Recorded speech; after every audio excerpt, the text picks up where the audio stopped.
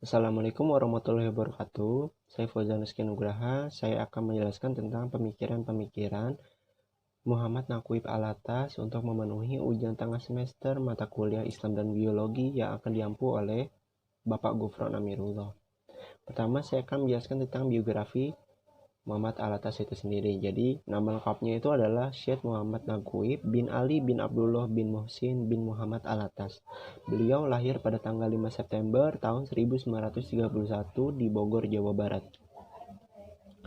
Selanjutnya adalah definisi ilmu menurut Naqib Alatas. Jadi, Alatas mendefinisikan ilmu sebagai sebuah makna yang datang ke dalam jiwa bersamaan dengan datangnya jiwa kepada makna itu sendiri dan menghasilkan hasar dan kehendak diri. Jadi, maksudnya itu setiap manusia memiliki pemahaman soal ilmu sendiri-sendiri. Jadi, tidak semuanya sama seperti itu. Selanjutnya adalah definisi ilmu menurut Alatas, yaitu memegang teguh unsur penting menjadi dimensi dari ilmu pengetahuan, yaitu makna, sifat, dan tujuan ilmu pengetahuan itu sendiri. Jadi, menurut Alatas, setiap manusia itu memiliki makna, tujuan, dan fungsinya masing-masing. Jadi, tidak semua itu sama. Jadi, setiap manusia, misalnya manusia A memiliki makna A, manusia B memiliki makna yang B, dan serta tujuan dan fungsinya itu tidak bisa dicampur aduk. Jadi, tidak bisa disamakan seperti itu. Selanjutnya adalah latar belakang pemikiran Alatas. Jadi, salah satu alasan mendasar mengenai gagasan tentang Islamisasi ilmu pengetahuan dikarenakan tidak adanya landasan pengetahuan yang bersifat netral, sehingga ilmu pun tidak dapat berdiri bebas nilai. Jadi, menurut Alatas itu, setiap ilmu itu tidak bisa semuanya diserap oleh manusia seperti itu. Nah, gagasan ilmu Naqib Alatas pada dasarnya adalah respon intelektualnya terhadap efek negatif ilmu modern terhadap westernisasi yang semakin tampak dan dirasakan oleh masyarakat dunia, yang menurutnya merupakan akibat dari adanya krisis dalam basis ilmu modern. Jadi, westernisasi itu memiliki dampak yang negatif menurut Naqib Alatas.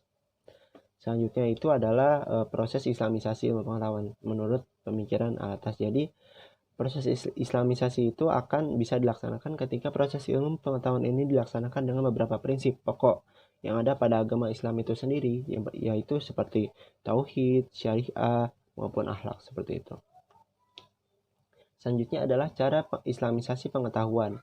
Yang pertama adalah mengislamkan ilmu pengetahuan yang akan berkembang. Jadi, setiap ilmu pengetahuan yang akan disebarkan ke setiap manusia perlu diislamisasikan dahulu. Jadi, ilmu dasarnya itu diislamisasikan. Jadi, setiap nilai-nilai yang diajarkan ke manusia itu bisa diserap dengan ajaran Islam yang telah dilaksanakan oleh Nabi Muhammad seperti itu.